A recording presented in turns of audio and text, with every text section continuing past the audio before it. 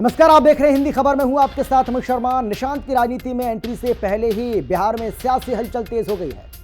इस वाक्य का मतलब है कि निशांत नामक व्यक्ति की राजनीति में कदम रखने से पहले ही बिहार राज्य में राजनीतिक गतिविधियां और चर्चाएं बहुत ज्यादा बढ़ गई हैं। और इस स्थिति का संकेत यह है कि निशांत की राजनीति में एंट्री से जुड़े कुछ महत्वपूर्ण या विवादास्पद घटनाक्रम हो रहे हैं, जो बिहार के राजनीतिक परिदृश्य को प्रभावित भी कर रहे हैं।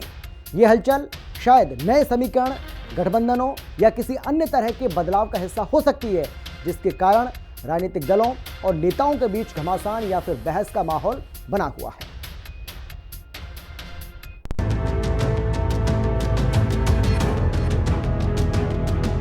एयरपोर्ट के बाहर निकलते ही निशांत का ये वीडियो 21 फरवरी का है। निशांत कुमार नीतीश कुमार के इकलौते बेटे हैं और 49 साल के निशांत कुमार को अगर ध्यान से देखेंगे तो निशांत कुमार की चाल ढाल, चेहरा मोहरा सब कुछ नीतीश कुमार की तरह है। इस उम्र में नीतीश भी ऐसे ही दिखते थे। नीतीश में राजनीति में बहुत ज्यादा बोलने वाले नहीं माने जाते थे। ये गुण निशांत को विरासत में मिला है। वो भी मीडिया की लाइट से दूर रहते हैं, लेकिन इन दिनों उन्होंने मीडिया से दोस्ती बढ़ा दी है। लगातार बयानबाजी कर रहे हैं। सारी जनता से अनुरोध है कि फिर से एनडीए को सरकार में लाएं, पिताजी को हो सके तो फिर से सीएम बनाएं और पिताजी अपने विकास का क्रम जारी रखें। पॉलिटिकल पंडित निशांत को डिकोड करने में लगे हैं, लेकिन समर्थक बैनर पोस्टर से माहौल को टाइट करने में लगे हैं। डिमांड कर रहे हैं कि निशांत आइए, जेडीयू को संभालिए। 22 फरवरी को जेडीयू दफ्तर के बाहर ये पोस्टर लगे तो अटकलों को और हवा मिल गई। एक तस्वीर आप देख सकते हैं मेरे पीछे, बिहार करे पुकार आइए निशांत कुमार। ये तस्वीर लगातार कई दिनों से चर्चा का विषय है। बिहार की सियासत में 2025 के समीकरण को लेकर निशांत अब एक अलग चेहरे बन गए हैं। बिहार की सियासत में विपक्ष में तेजस्वी यादव भी जिस तरह से जवाब दे रहे हैं, और उसके बाद क्या 2025 के चुनाव से पहले निशांत राजनीति में कदम रखेंगे? मुख्यमंत्री नीतीश कुमार ने बिहार में 20 सालों तक राज किया और राज कर भी रहे हैं, बीजेपी और जेडीयू की सरकार, लेकिन अंतिम तौर पर नेतृत्व नीतीश कुमार के हाथ में। हालांकि कुछ दिनों से निशांत कुमार लगातार चर्चा में इसलिए भी हैं क्योंकि वो कई बार बयान भी दिए। उन्होंने बयान दिया कि मेरे पिता ने जो काम किया उसको लोग आगे बताएं, एनडीए घोषित करें और जो मेरे पिता ने काम किए लोग उसके लिए वोट करें। जब राजनीति की सवाल आई तो निशांत ने कहा इस पर कोई चर्चा नहीं। हालांकि ये तय है, अगर सूत्रों की माने तो हो सकता है निशांत होली के बाद राजनीति में कदम रख सकते हैं। और अब जिस तरह से बीजेपी के नेता खुलकर निशांत के पक्ष में वकालत करने में लगे हैं, उसमें इन अटकलों को पुख्ता करने की दिशा में कदम आगे बढ़ा दिए गए।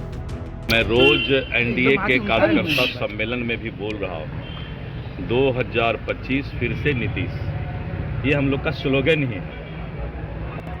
और इस स्लोगन के बाद किसी तरह का कोई इस पर जवाब सवाल बनता ही नहीं। लेकिन थोड़ी देर पहले मैंने कहा कि प्रक्रिया होगा, ये तो हम लोगों ने पहले ही स्लोगन दे दिया है कि 2025 फिर से नीतीश।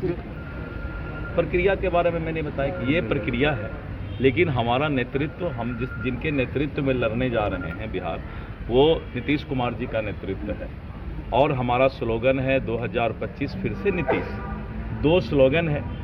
और इसके बाद मैंने स्पष्ट तौर पर कहा कि ये सारी प्रक्रिया भी पूरी समय पर कर ली जाए। कुमार ही है। देखिए, मांझी जी दलित के बड़े चेहरा हैं, नेता हैं और हमेशा एक चिंतक के रूप में बात करते हैं। और वो माननीय मंत्री भारत सरकार भी हैं। उन्होंने जो बात कही है बिहार सरकार के समक्ष कही है, बिहार और उनका बहुत बड़ा पद है, जो भी हम कह सकते हैं। उन्होंने कुछ बातों को नोट किया है और उन्होंने कहा है कि हम इस बात को सरकार के समक्ष रखेंगे और इसको लागू कराने का काम करेंगे। ये दलित समागम बुलाने का यही उद्देश्य था कि शेड्यूल कास्ट में शेड्यूल ट्राइब्स में कुछ उपजातियां ऐसी हैं जिनकी संख्या बहुत काफ़ी है, लेकिन वो शैक्षणिक दृष्टिकोण से और सामाजिक दृष्टिकोण से वो बहुत पीछे हैं। और उनको जो पिछड़ापन है उनकी, उससे दूर करने के लिए हम लोगों ने सोचा कि सबका एक होना बहुत जरूरी है। सत्ता पक्ष के नेता और विधायक खुलकर वकालत कर रहे हैं। नेता प्रतिपक्ष तो यहां तक खुलकर आग लगाने की कोशिश कर रहे हैं कि बीजेपी वाले नहीं चाहते कि निशांत राजनीति में आए। माननीय मुख्यमंत्री जी अब लायक योग्य नहीं रह गए हैं मुख्यमंत्री के पद पर, बिहार चलाने लायक। हम लोग देख सकते हैं थके हुए हैं, कोई विजन नहीं है, चंद अधिकारियों के साथ उठना बैठना है, कोई जनता से संपर्क नहीं है, जनसंवाद नहीं है, और लगातार जो है जिस हिसाब से उनकी क्रेडिबिलिटी है गिरती जा रही है, छवि खराब होती जा रही है। अब बिहार की जनता जो है खटारा गाड़ी नहीं चलाना चाहती है। अब बिहार की जनता नया गाड़ी जो है पे सवार होना चाहती है। भाई वीरेंद्र हमारे साथ हैं। सर, जिस तरह से काफ़ी सारे सवाल उठ रहे हैं, दिलीप जायसवाल भी आज बोले कि कोर कमेटी तय करे, जबकि कहते हैं कि नीतीश कुमार के चेहरे पे चुनाव लड़ेंगे। देखिए, कथनी और करनी में बीजेपी में सामंजस्य नहीं है। वो कहते कुछ है, करते कुछ है, और बीजेपी जदयू को करीब करीब समाप्त कर चुका है, चारों तरफ से घेराबंदी कर चुका है। कब सेंध मार कर निकाल लेगा कोई ठीक नहीं है। माननीय मुख्यमंत्री को ये सब देखना चाहिए, और दबाव वही लोग खिला रहे हैं जो बीजेपी से मिले हुए हैं। निशांत को लेकर भी काफी सियासत हो रही है। नीतीश कुमार के बेटे उनके दल का मामला है, वो तय करेंगे क्या करना है। आपको क्या लगता है 2025 के चुनाव के पहले जैसे 7 मंत्रियों के साथ तय कर रहा हूँ ना, 2025 में जनता ने तय कर ली है कि तेजस्वी यादव को मुख्यमंत्री बनाना है तो बनाना है। ये हमारे साथ भाई वीरेंद्र, जिन्होंने कहा कि बीजेपी अपनी सियासत कर रही है और ऐसे में जेडीयू को अपनी कह सकते हैं कि कमान कैसे बचानी है, कमान से तीर न जाए, और इसके लिए बीजेपी आने वाले विधानसभा चुनाव से पहले कई सारे समीकरण भी साध रही है। राजनीति में कई फैसले जनता और समर्थकों पर छोड़े जाते हैं। क्या पता नीतीश कुमार समर्थकों का मूड जान रहे हो और निशांत कुमार के नाम का सियासी चावल पकने का इंतजार कर रहे हो।